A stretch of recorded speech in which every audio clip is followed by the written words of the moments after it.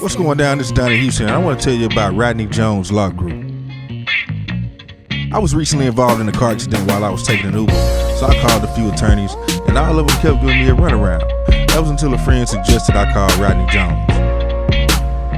I came into the office and explained what happened, and not long after, I was back in his office. Rodney worked fast, and I got paid. Work-related injuries, car accidents, slip and falls. Call Rodney Jones, he does it all. Don't fall for attorneys with all the gimmicks. Call the attorney who means business.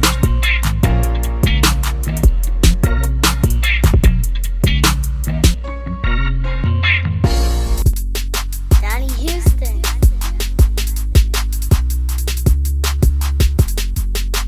Yeah, man, it's going down. This is Donnie Houston Podcast. I am Donnie Houston. Check it out, man. We got a real legend in the house today. You know what I'm saying? Representing Texas. You know what I'm saying? Coming from one of the hardest labels to come out of this city. You know what I mean? And the first person to come from this particular label. I'm talking about Suave House. I'm talking about Mr. Mike, man. What's going down? What's going down, Donnie Houston? Yeah. Chilling, man. How you feeling, man? Yes, sir. Hey, blessed, man. Blessed by the best. Too blessed to be stressed. Too grateful to be hateful. Too anointed to be disappointed. Yes, sir. I hear that, man. So what's new with you, man? Man, just staying on top of life, man. Staying on top of the family, on top of my friends, on top of the finances, and just the passion, what we all got. You know, got a team right now, a few people that's really trying to push and see the same visions that I've seen or that I see. And it's not really about no hype. It's just about growth, making sure we on top of our game and manifesting the blessings, man, that's coming from just, you know, the way we living, you know, and the things that we trying to accomplish, you know. Yeah. Man, tell me, because I mean, the thing is, man, you know, you look up Mr. Mike, and we know the music, but there's never been anybody to really, or maybe it's, you know, maybe you just haven't done it, but nobody really has the real story to really, you know, say, man, who is Mr. Mike? You know what I mean? That real, from the root, you know what I'm saying? Going through the group thing, the solo, all that, you know what I'm saying? So just tell me, man, first of all, just being in Corpus Christi, you know what I'm saying? How was that thing coming out, man? Now, I always been a struggler, man. I always been a survivor. I always been a conqueror because I've had pain and certain things that I've had to conquer. I had to, you know, grab a hold and handle it, or else it was gonna handle me. So it's been kind of balanced, you know, and that's kind of how I want to live my life. Like, as many years as I struggled, I want that many years of just wealth, success, happiness, and I'll take it like that. You know, if I struggled for 20 years, then give me 20 years of no struggle. You say struggle. Can you take me through that? You know what I mean? Like just. Well, just from growing up, man, just being at home and almost being like the man of the house at like 6 years old. You the only child? You had no brothers and sisters? No, I have a sister, a younger sister, and a younger brother by my mother, and a brother on my dad's side. But at the time of me realizing what was really going on in my life, I was already protecting my mother as a child, you know what I'm saying? And so, to the point of one night she woke me up, you know, my sister was like infant. She woke me up and the dude is like laid out, pissy drunk in the bed, like literally. It's her husband, it's my little sister's dad, right? And she wakes me up and she's trying to get me to be quiet, but she needs me to go get help. And so she raises up the window, and she, you know, we're moving quiet, and he's kind of moving around, and so she froze. I remember her freezing, because if he wake up, it's over. He was already beating her. I've seen my mother, you know what I'm saying? You were seeing all this growing I'm seeing all this as a young kid, you know? Like, literally, like, she still got a little scar right there from this guy, you know what I'm saying? Rest in peace, you know, he passed away in prison not too long ago. But, yeah, man, just kind of seeing that type of struggle, just dealing with life coming up as a young man, and then trying to fulfill something out of channel all this energy you got that could literally be channeled into negativity real quick. Mm. You know, we could channel all of this into negativity real quick. It's right there laid out for us to do that. Yeah. You know. So did you tap into that, or was that more so when the writing and the rapping and all that starting to come? Well, then my mom had me. She began putting me in church. You know, and I was a young dude leading songs and singing solos in church with the adult women in the church shouting and crying and stuff. So how old are you at this age when you get into the choir and all that? Man, I've been in the choir. My mom had me in the choir since like 5. You know what I'm saying? 4. You know what I mean? Yeah, she had me in there, man. And man, there was I can't remember what year it was, but we did a Gulf Coast community choir. We took a lot of the young kids from different churches, and we created this choir, and we had one concert at Mother Zion Baptist Church in Bay City. I was the director of the Gulf Coast community choir at a young age. You know what I'm saying? Man, that's live. Yeah. So yeah, go ahead. No, go ahead. I'm listening to Well, you. there's another interview I got where I say that my thing is just my environment, or I'm going to adapt to my habitat, So I was in church, I was singing church songs, filter over to I'm in the streets now, I'm singing street songs, and that was the whole transition, but it was still just me, just pouring out of me what was there, So when do you make this transition from Mike, the kid who's kind of doing the right thing in church, leading the choir, to going into the streets and all that? I would say mostly, in my neighborhood, like the neighborhood, because I've always moved around my whole life. Okay, so I went to 3 different high schools, 3 different elementaries, right? So I'm always was moving around, where I can't just sit and say and just claim just this one hood or so over here. This is where I grew up at. I grew up here in this hood, took a piece of this one, and moved and took a piece of that one, and moved, and you see what I'm saying? And so, but I think for the most part, it was when I left Van Vleck High School. Basically, when I told my mama, this was my life changed. When she said to me, and y'all, everybody done heard it, long as you under my roof, you gonna do what I say. And something, long as you ain't paying no bill. And I don't know what got into me, bro, but I popped off and I said, well, I don't need to be under your roof. Just like that, and it got quiet. I was like, oh, shit, did I just say that? Now, this is like, I ain't really talked back to her nothing yet. I'm still coming into my teenagehood, you know what I'm saying? But that day, and bro, she couldn't believe it. Boy, is you crazy? And grabbed the hanger or something and got the welling on us. And I wasn't crying no more. I ain't crying from the whoopings no more now. It's just like, okay. Just that moment right there. He crazy, so I need to call your daddy. You need to come get him. This was a Tuesday. My old man came and got me that Thursday, man. Yep. And I moved to Houston. Wait. So how old when this happens, how old are you? What, like 13, 14, somewhere now? No, when this happened, I was about 17. About 17. Yeah. So you come out to the H, and then what side of town? Like what high school? I went to Channelview. I went to North Shore. North Shore. Yeah. Out there like Uvalde and all that. Out there Market Street, Normandy. Yeah, that's what my boy Elliot. Yeah, I went to North Shore, man. Yeah. I wouldn't have became a Mustang. I went from a little country, little bitty school town to now I'm in a school. We got principals for every goddamn grade. We got 6, 7 lunches. So of course that kind of just blew my mind a little bit. Were you into sports at all, or you was just kind of doing your own thing? Nah, I was into writing, and I had the demo tape now. So you rapping now? You rapping at this point? I was starting to, you know what I'm saying? I was starting to do my little thing, you know. I could wear my shades in class. I had a letter from my principal telling the teacher that he can wear his shades in his class. Off the strength of he a rapper, this his thing. Off the strength of that's just who he is, and I went and explained to her why, because I still at that time I had the lazy eye, it was a muscle collapse, and it just over years just keep, so I got to have surgery again.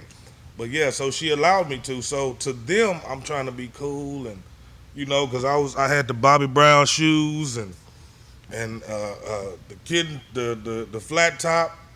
I had it high with good hair, and I had dyed it. Oh, you had the blonde streak? Oh, you was on. Yeah. I think I even had a gray streak or some kid. Yeah, no, the blonde streak. Yeah, that was old school. That was like early '90s, man. That was like early '90s. But I got caught up. Stopped going to class. Stopped. You get into the streets. I was messing with the niggas on the basketball team. They was the shit at that time. The football niggas was weak as hell then. That whole thing turned around. At that time, it was the basketball team was good. And I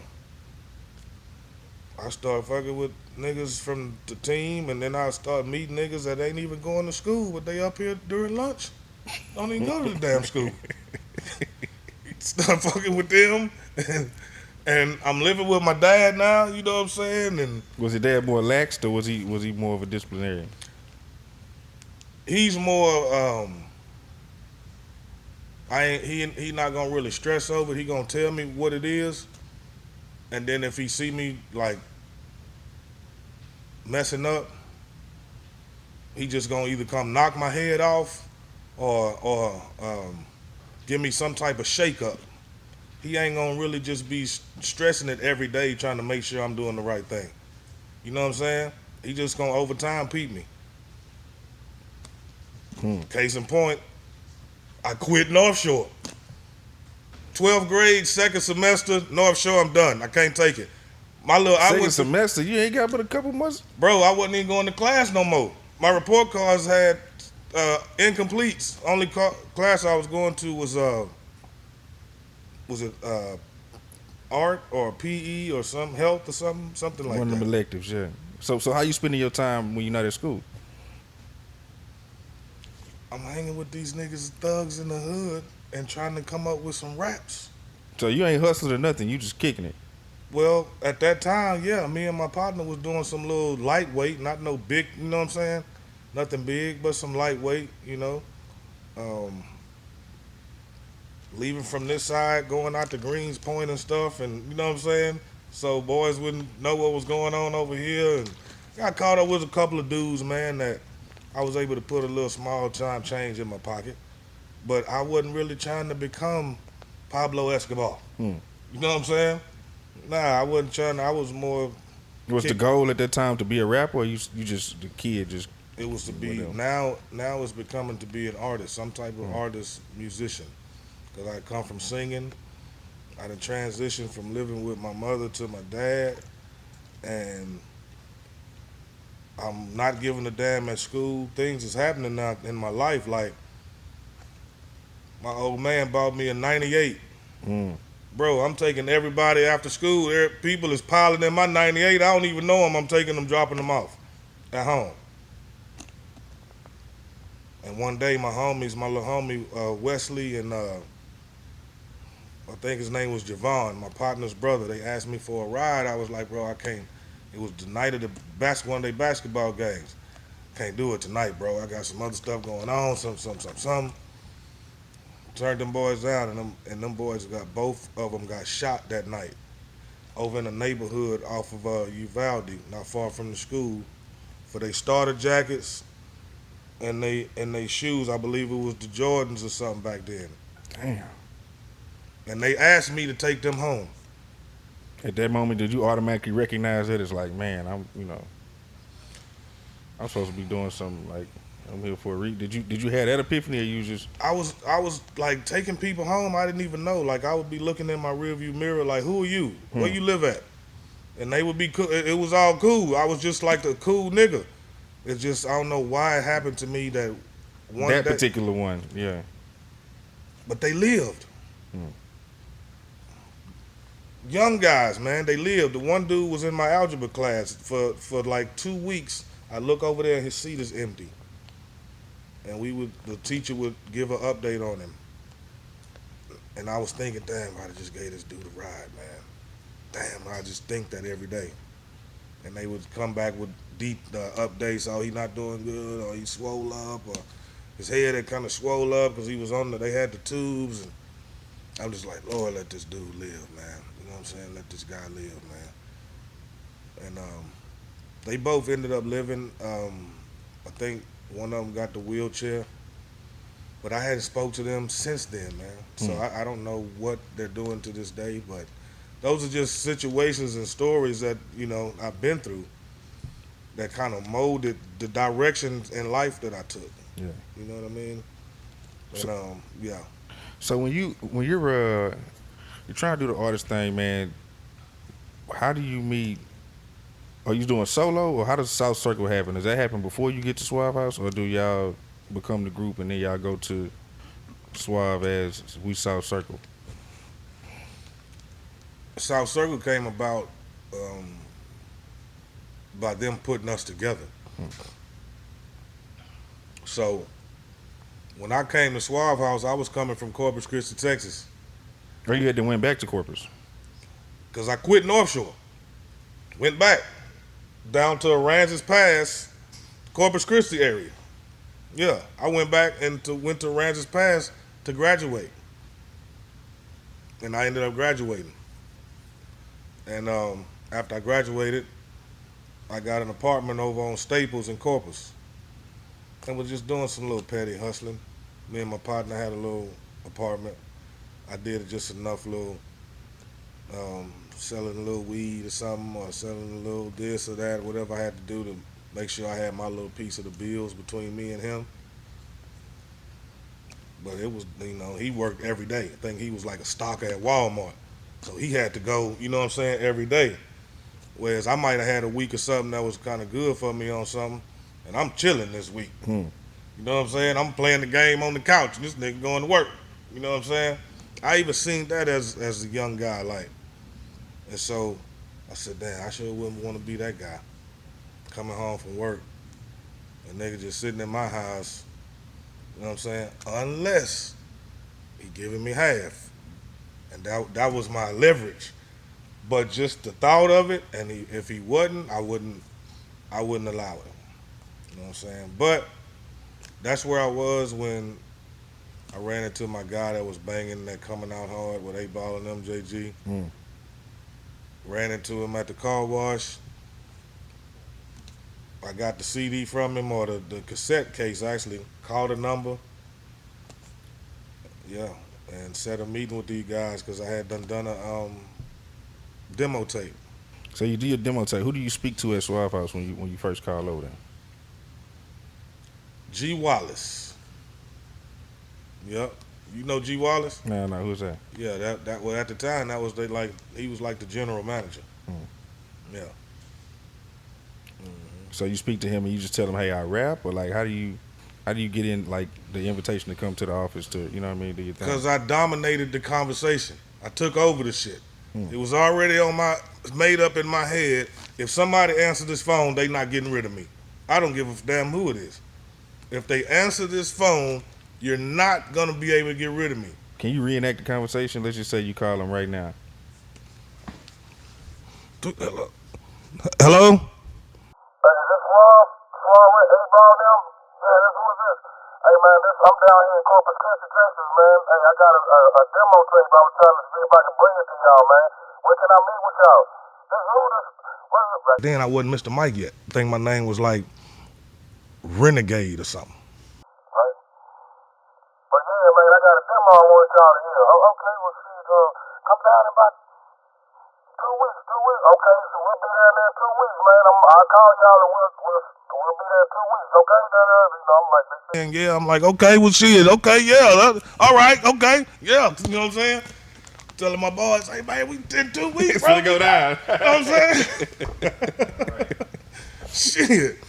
Because you wasn't going to get rid of me, bro. You was that hungry, yeah. I was hungry, man. Yeah. Ask any of them come through here when you get. That's why because I was the hungriest motherfucker there. They all know it. So you get over there, and then what do you got to rap? Or like, what's the process to be like, okay, you in now, you good, like we'll sign you. When I pulled up, when we finally came, because the initial meeting got canceled, right? Which was 2 weeks from that day.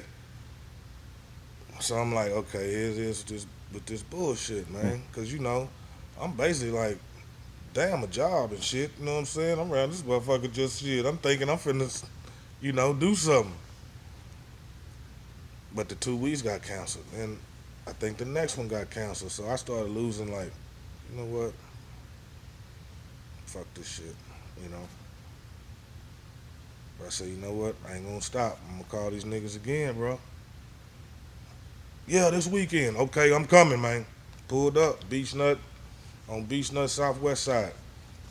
At the You're on A leaf. U and R Records, A Leaf. G Wallace and Draper was in there. Came in there. I'm the dude we was supposed to meet, something, gave them my tape. They put it in. I just started walking around the store like regular customers was. And they let it play. And customers, different people was in the store. I was looking around, and I could see his guy like, hey, man, you might have something with this dude, you know what I'm saying? His voice and shit and this and this and that. Well, he's trying to pretty much have a poker face, like it ain't, it's nothing. Anyway, somebody came and said, man, they said, can you come to the house? I'm like, yeah, shit. That's what I come down here for. Next step, you know what I'm saying? But I'm waiting over there all day now.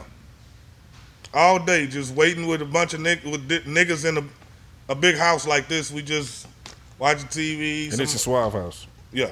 So if you had to describe it, what does it look like? Like what is this? What is the Suave House? What kind of place is this? Well, at that particular time, Suave House is literally actually the people that made it. It's not literally a place. You know what I'm saying? So there were different.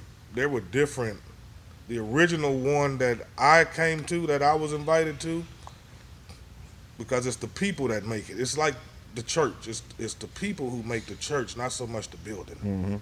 You see what I'm saying? But the building that we did go to church at is on Rustling Leaves and Beach Nut at the end. It's like a 2-story little mini mansion. You know? And shit, when I got there, 8 Ball and MJG lived there.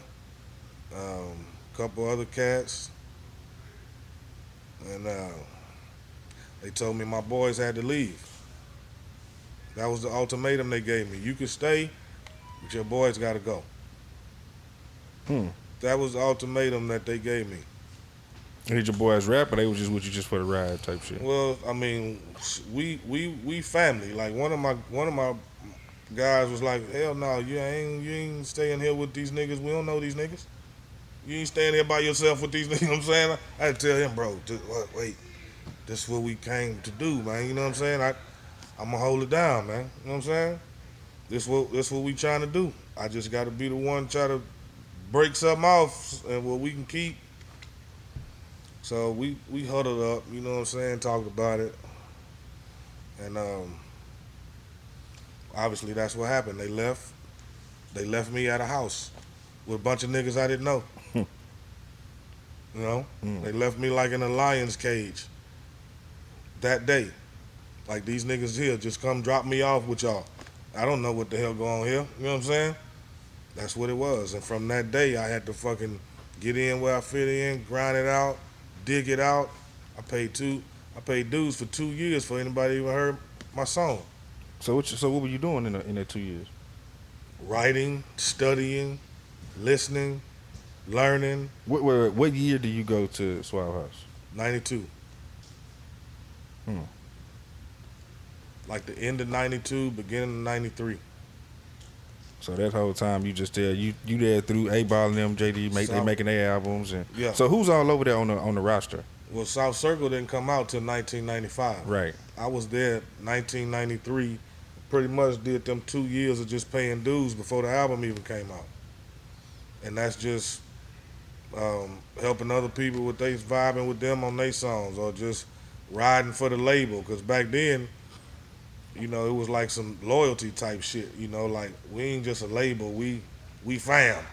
You know, and so, but just different stuff, man. Just going and promoting and whatever it took. Yeah. You know. So you got 8 Ball and MJG. Is Tila over there? Who's all over there on the roster at that Now time? Tila wasn't there yet.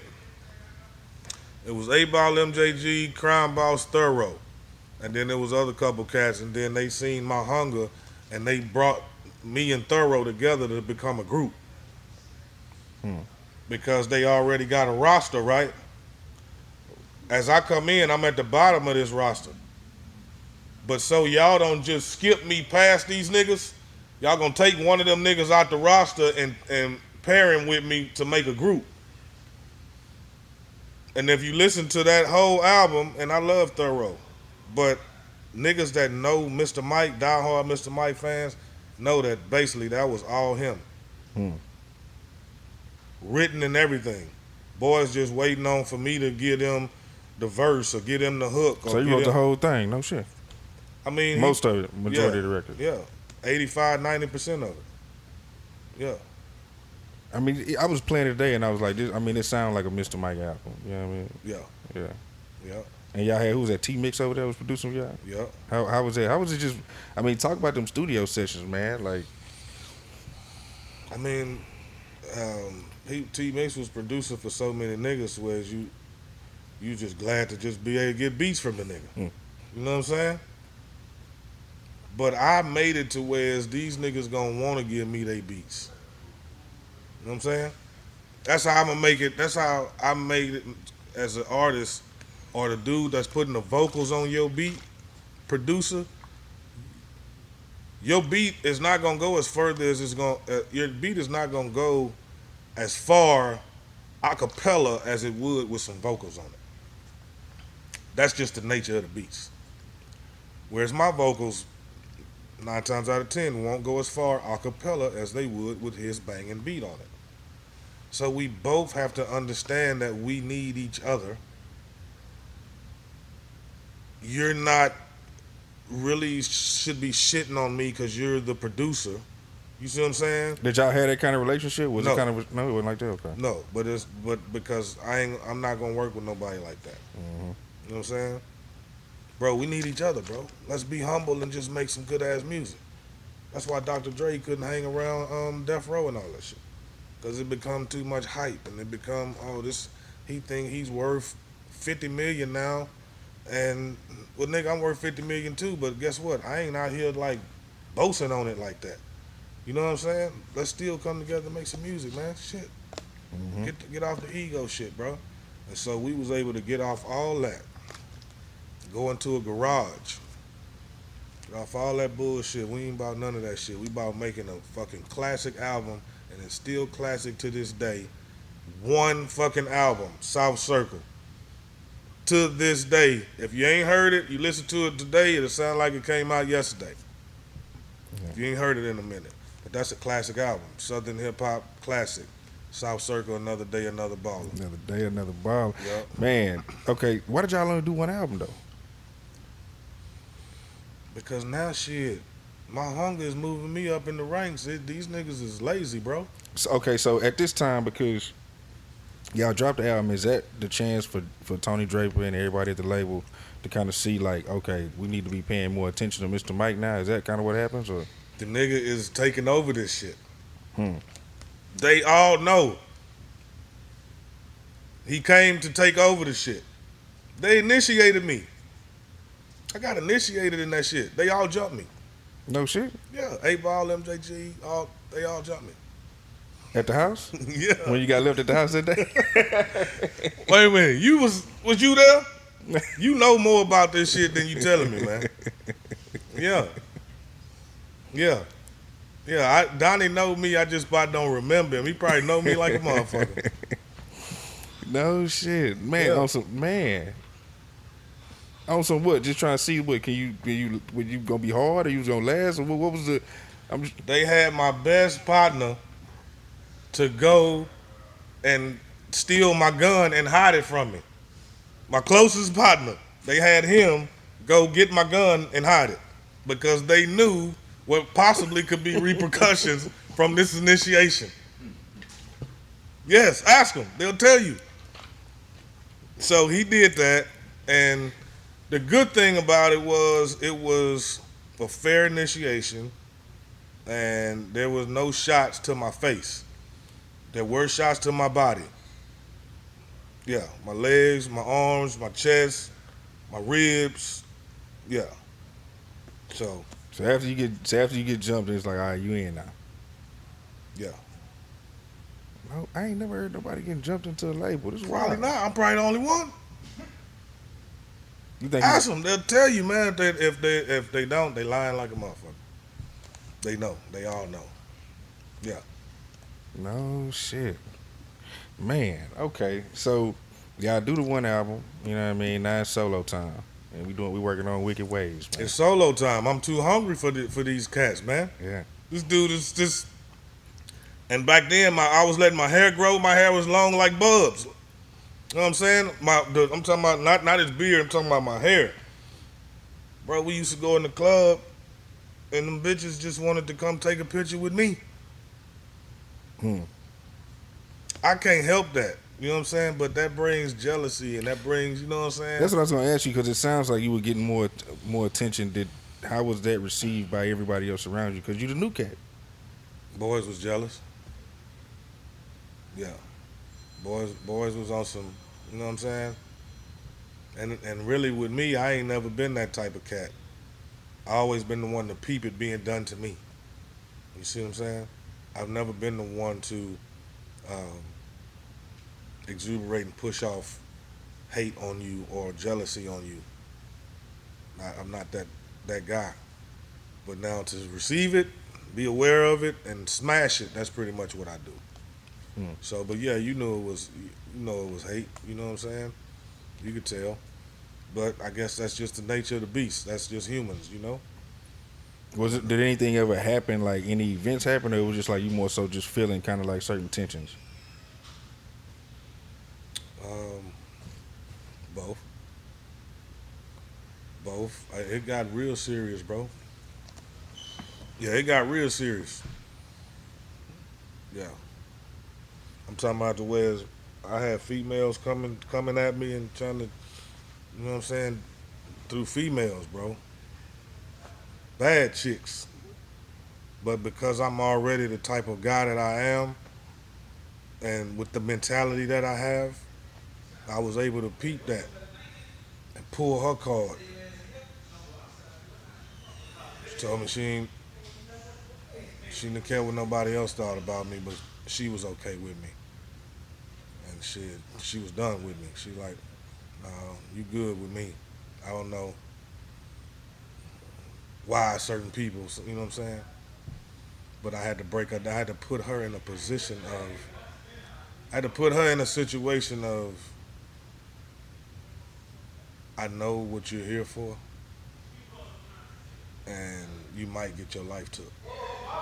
If you know what I'm saying? But I'm cool as hell though. And so ultimately she told me it was business. She understood. I just pulled the card of her being sent to me by someone else. Wait. So she was sent there to try to like rob you or something, or what? Possibly, or maybe even further than that. I didn't let it go that far. No shit. Yeah. So how do you get this inclination? Like what makes you figure out like this could possibly be? What would make you think that would even be an option? Like somebody would want to do that to I have you? a very discerning spirit, man. You know, my spirit is very discerning and very like, my instincts are real. I think that's why I'm able to raise cats, and train them and raise them, you know. But yeah, the spirit is very discerning, and I'm able to pick up on things. Could be partially when I lost some of my eyesight, other instincts kick in. I'm not sure, but I know that I have a very, very deep spiritual discernment of things. And so I've learned to, know how to utilize that. Okay, so at what point though, like, Is this after you dropped your solo and all this? Like what time? What point in your career does this kind of thing start to happen? What, the spiritual discernment? No, you were saying like with the girl and like these just instances where you felt like somebody might have been trying to like do some harm to you. You know what I mean? Shit, I was on the label. Are you still on the label? Yeah. It's other situations that came to me while I'm on the label, bro. I'm telling you, man. It was like, And this was all over because you coming over there and more so like becoming like the new, the new kid on the block. what ended up happening in the Pac, I missed that. But it was the same scenarios pretty much that could have happened. Okay, you gotta break this down. You gotta break all this down. How he came was the work ethic was crazy. Jealousy was internal. Ultimately, you know what I'm saying, what happened in Vegas? Yeah, I kind of was that same path, It just my Vegas night ain't happened yet. Damn. No shit. Yeah. Like you said, new, coming in fresh, work ethic. And this is with the artists, but how's your relationship with like Tony Draper and like the executives and all those guys at the label? I'm sorry? You talk about jealousy, that's more so like an artist thing, but how does it come? How was your relationship with like Tony Draper and like the other executives and the heads of the label? Because when your CEOs see that you don't need him as much as these artists or these little niggas over here do, but you're the one that a lot of people are talking about, then he feel a certain kind of way. A lot of motherfuckers just feel a certain kind of way. So it takes a real special type of person to want to see you doing your own thing and want to just be there for you to see you succeed and not want to just, let me be the one to use you and manipulate you and get whatever I'm going to get off you. And if you peep that in any kind of way and start going, turning against that, then it causes problems. Why? It only causes problems because you don't want me to see the light. Right? That's life. That's how people are, man. That's business. That's the corporate as you climb the ladder. That's what the elites want from us. You don't want us to see the light. You want to keep us in a certain way of manipulation, dictating, and to where their agenda can continue flourishing. Yeah, bro. Man, but I would imagine you did have some good times on the label though, because Suave House is legendary, bro. Like y'all gotta have had some times over there. You like, man, I really enjoyed. Bro, I had great times, bro. I done bang chicks in front of the whole clique. I asked him, this nigga was the wildest. He was this. Ask them, make them be honest, Donnie. Don't see. I'm tired of all these interviewers and these bloggers not asking these people the right questions, man. Y'all not asking. But and I know maybe because it's the relationships that people have. But me, man, I don't. When you say that, what's something that you feel like that's been out that may not been incorrect or like something that's missing? You may feel like the solving of the murders of Notorious B.I.G. and Tupac Shakur, and people still walking around in this music business that was there back then and had some type of string attached to that nobody presses. Nobody press them. The other artists, the fans, the bloggers, the interviewers, they don't get pressed at all. These niggas are still throwing parties with all the celebrities showing up. Fuck out of here, man. What kind of shit is that? And that's why I don't even want to be. That's why I gives a fuck about a blue check mark. Yeah. I don't give a fuck about that shit. That shit don't mean nothing. How does it feel to have a 500,000 followers yet not know how to lead them? How's that feel? You know what I mean? Yeah. Man, so did you get into the rap game and be like, man, was it one of them things like, man, I wanted to do this, I wanted to do entertainment, I wanted to rap, sing something, and get in the industry, and you was like, man, this is not really what I signed up for? Was it that type of experience for you? In a way, because, like, if I'm a fucking be somebody telling me what to do and how to do it every day, when to shit, when to eat, I might as well just say fuck it and go to prison or go to jail. This life is supposed to be about our freedom. And the choices that we make affects our freedom, yes. But allow me to make that choice.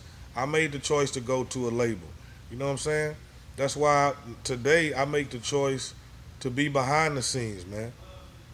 And to allow artists the freedom of their own creativity. The freedom of how you want your brand to be, man. What you want your how you want I'm just gonna offer my input. That's what I did with Sin. That's what I did with Bub. You know, Sin got a song get ready to come out July 2nd, uh, called Mind Gone. And dude has a hell of a story as well as Buzz, as well as everybody, as well as you do, Donnie. You know, we just formulating our little circle of artists and people that's listening, growing, searching, you know, sacrificing to get to some fucking bigger picture, you know, and be able to share it amongst our families and friends and stuff like that, bro. But I go hard, man. I go hard, and I want the people that are around me to go hard, you know. I shouldn't be still, I should be able to live out my OGism. I shouldn't still be having to be the nigga that's trying to instill consciousness into the rap game. We was young niggas like Tupac died in his 20s, early 20s, bro. The nigga was instilling consciousness into us as a young kid, as a young man. Mm-hmm. These young niggas today, 20, 21, 23, 24, 25. You ain't gonna get that, yeah. You're not putting no consciousness in the shit, bro.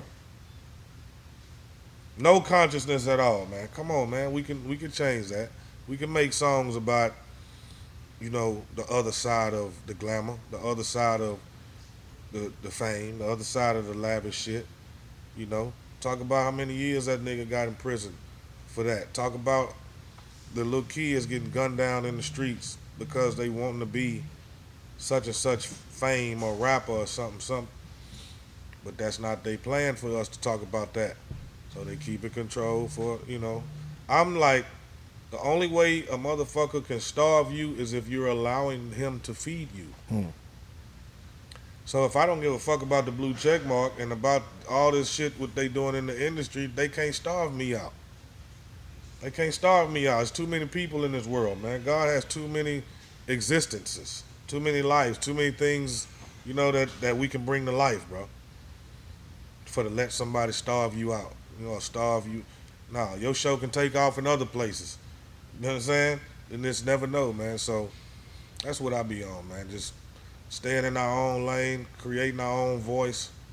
And, you know, anybody want to come up against it, it's, you know, it's like, fuck them. We rolling, man. You roll with us or get rolled over. But we on to something, bro. You know what I mean? Yeah. Yeah. Man, can you tell me, because, I mean, like South Circle, man, there was only one solo album. Yeah. Talk about why it wasn't more. Because, I mean, it's a classic, man. You know what I'm saying? Well, after that, man, they started talking about a solo album. After the South Circle album, they started talking about a solo album. And boys' work ethic ain't like mine, man. You know what I'm saying? Once you go get distribution labels and shit, back then, them distribution companies, they want to know, like, when y'all gonna have these albums ready? And if your artist is goddamn taking 6 months to make one song, he ain't gonna be ready. That's how these niggas do now. This shit is lazy as fuck. You feel me? So, you want your shit ready to come out? Yeah, I want my shit. Then let's go to work. Boom. We got Mr. Mike on the solo project, cause he working. These niggas is lazy, bro. Don't want to work. Don't want to. I gotta bring the fucking hooks to them. The this. All you niggas gotta do is write a verse and put it. The song already done. So, but that's what I do. I do that. You know what I mean? So, they just seen that I was hungry, and the universe had to submit to that. The universe is gonna bow down to our relentless, whatever it is we trying to manifest. The universe will bow down to you, man. I tell you what, two crackheads looking for some crack tonight. At some point, they gonna find it. Yeah. Relentlessly looking for it. They gonna find it. They gonna be smoking before morning come. They smoking. And that's how I do this grind, man. The street ministry, relentless, man. You know, yeah. Yeah, yeah. So talk about I mean, when you actually left the label though, because you ended up going to your next one came out under Priority, if I'm not mistaken. Yep. So you were still in the mix, but like talk about actually leaving Suave House and doing strictly Priority. Um, shit. I left there, and man, this is a crazy story, bro. It's just too much stuff, bro. It's too much, man. I need a movie deal with this shit. Hmm. Cause all they gonna do is take your interview and go do the deal and try to cut me out of it. Nah, they ain't gonna be able to do that though. You see what I'm saying? See, y'all see, that's how they do me in this industry, man. Real shit. They're not gonna be able to do that. If y'all want the Mr. Mike story, y'all gonna have to come clear this with him. But it's all good. That's what make my name. That's what make me live forever. You know what I'm saying? That's why they can't understand. Damn, how is it I got more money than him, but just his energy and his name and his it just I can't fuck with that. You feel me? Yeah. So no, leaving that, it was just the day I left that shit, I'm knocking on my door. Because my shit is locked. I'm locked out of my own apartment. wait. Okay, leading up to this, because how do we even get there? Because y'all had to have had some issues to where you just showed up one day and you was just locked out. The label supposed to take care of the housing. Okay. Right? I show up with a note on my door saying, your shit ain't been paid for the last 3-4 months. Boom, boom, boom. Like, you gotta be fucking kidding me. Because ain't no checks been cut for me to go pay the motherfucker. The label's doing that. So I called the label. Head guy. They told me to just go get a room at Shoney's, which was the hotel I lived in for like 2 years. Me and Thorough doing the South Circle album. Lived in that that damn hotel. Right there off 59 in Hillcroft. It's like Holiday Inn Express or something now. They used to have a Shoney's restaurant right there in front of it. Yeah. Lived in that damn hotel. Did he tell y'all what you trying to work it out with the apartment, or he was just like, just go to the hotel? At this point, that was the straw that broke the camel back. I was tired of everything. It was too much going on. I was just sick and tired of just other shit. Wait. So when you go to this hotel, is the label covering your hotel, or this is on you to cover the hotel now? Well, of course they're taking it out of your budget. But I was never shown or given a breakdown of my shit. Right?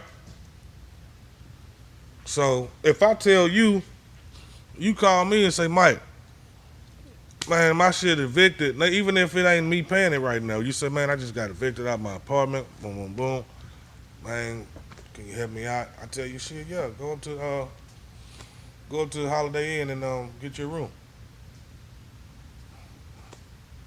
You go up there and get your room for like 2 weeks till you get your shit together, right? But it was on me. Like, you ain't paying it. I took care of it, right?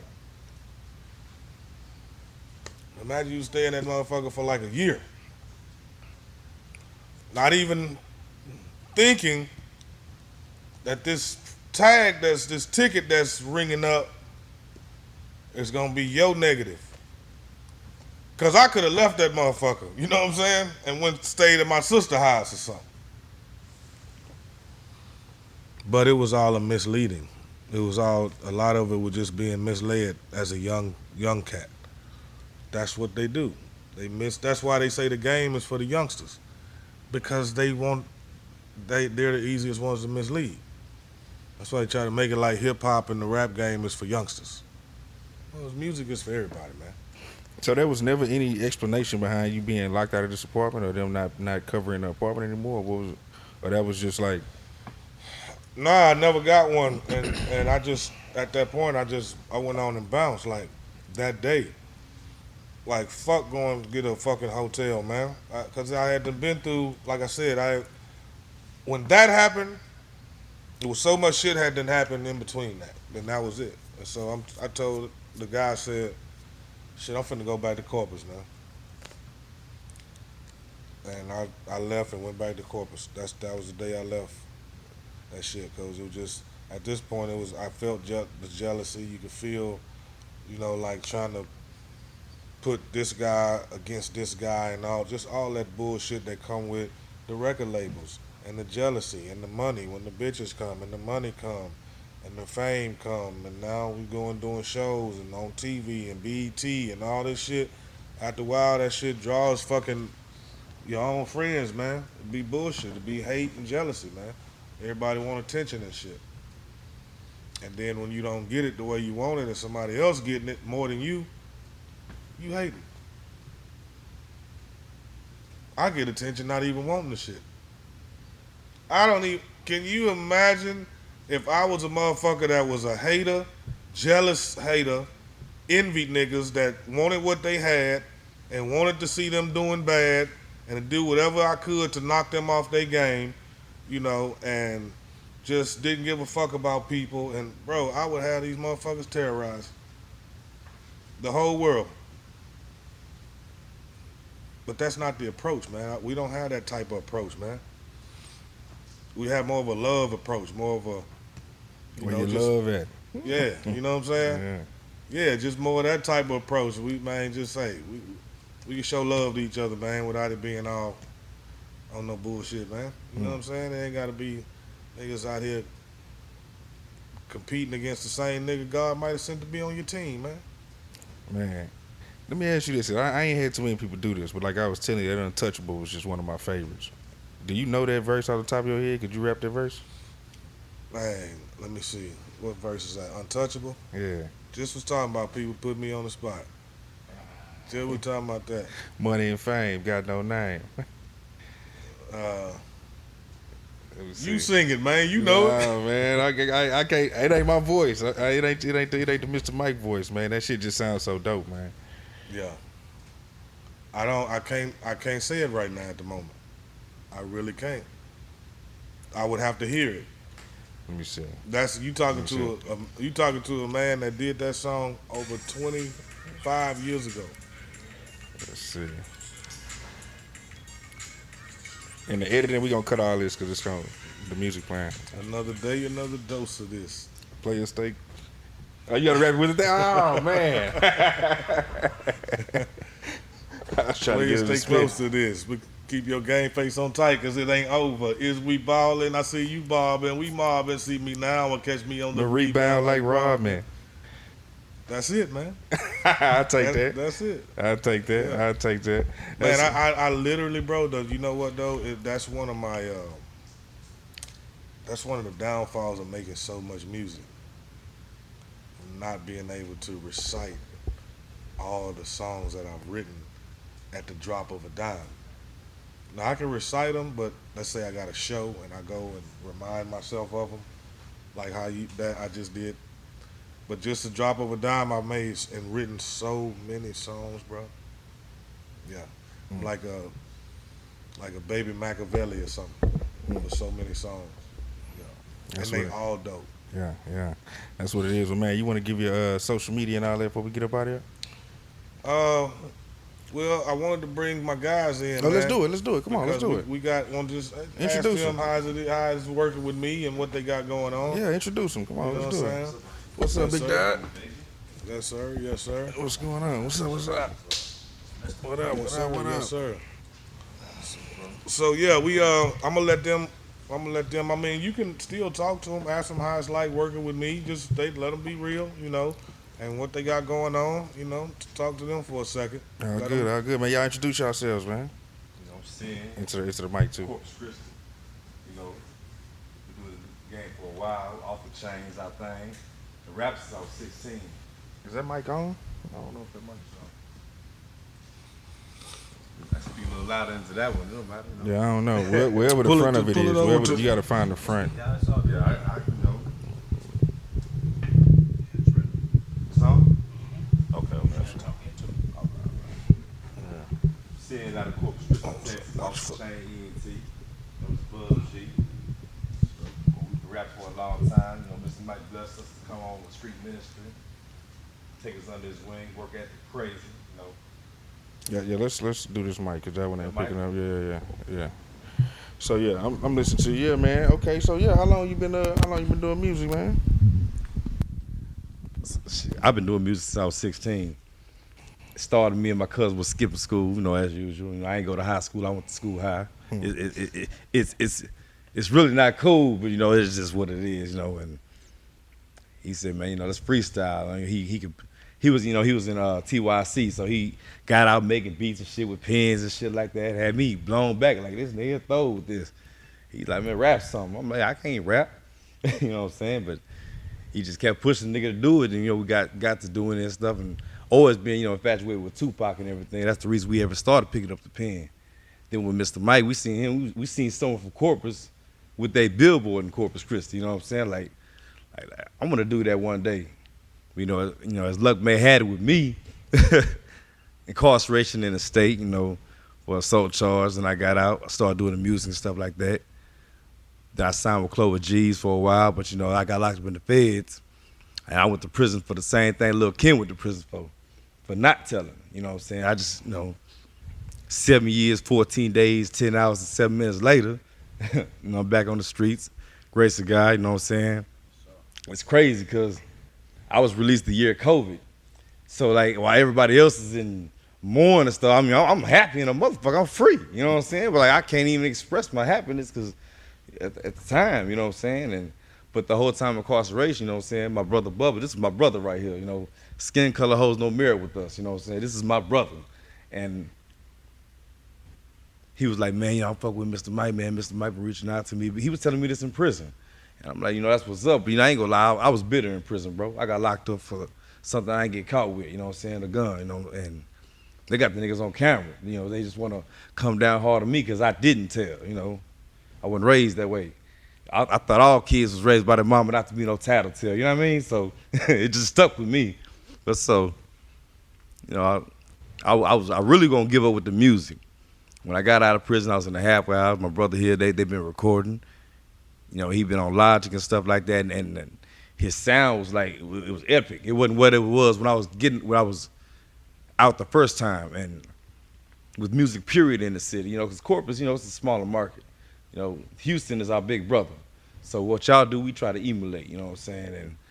But it's kind of hard, you know what I'm saying? It's not really, the hip hop scene is not what it needs to be. It's too much diversity. Everybody wants to be Big Eyes, you know what I'm saying? Little U's and shit. Everybody want to be the captain. Nobody want to be a team player.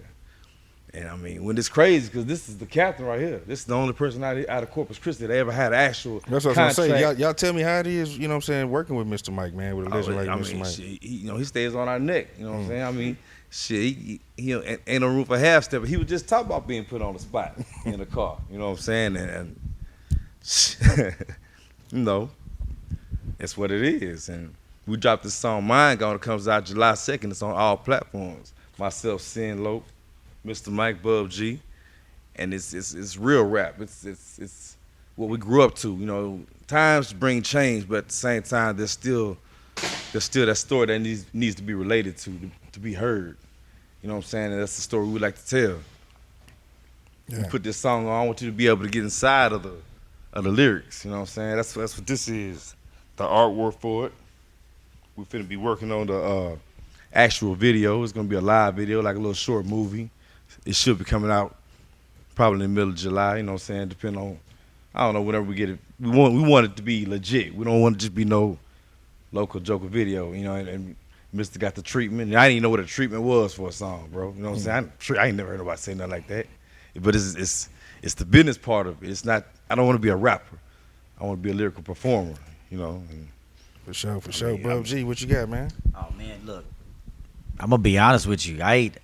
I knew Suave growing up. I'm a lot younger than what they are, so I grew up playing cello and shit, you know what I'm saying? So I had appreciation for music growing up. When I was messing with a dude named Freeze a couple years ago, and he told me Mike was from Corpus. Now, again, I fuck around with Suave, but back in the day, I was on my No Limit shit.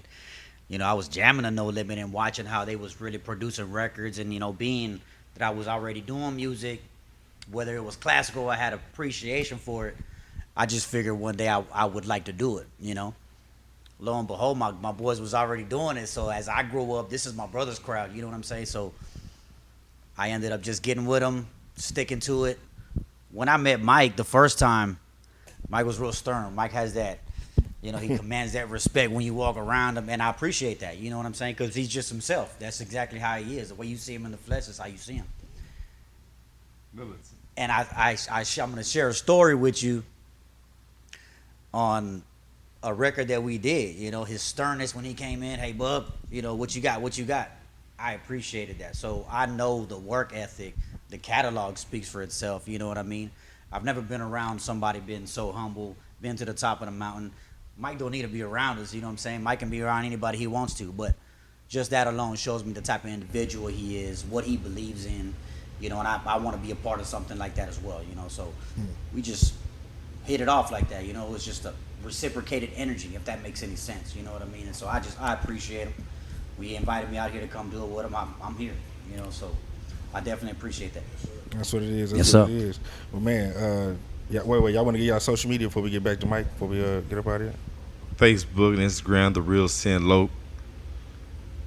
Snapchat, what is it? Sin Lope 361, something like that. I don't know. Man, I just got out of prison. I ain't gonna even lie, man. It's social media thing. I know it's The Real Sin Lope. Ain't no other sin. SYN, not SI. I do believe in God.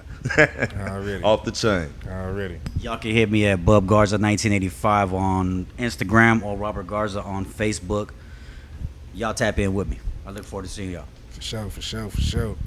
Mr. Mike. Yes, sir. King Michael Walls on Facebook, at Mr. Mike 20 on Twitter, and I believe it's Mr. Mike the Official on Instagram, I think.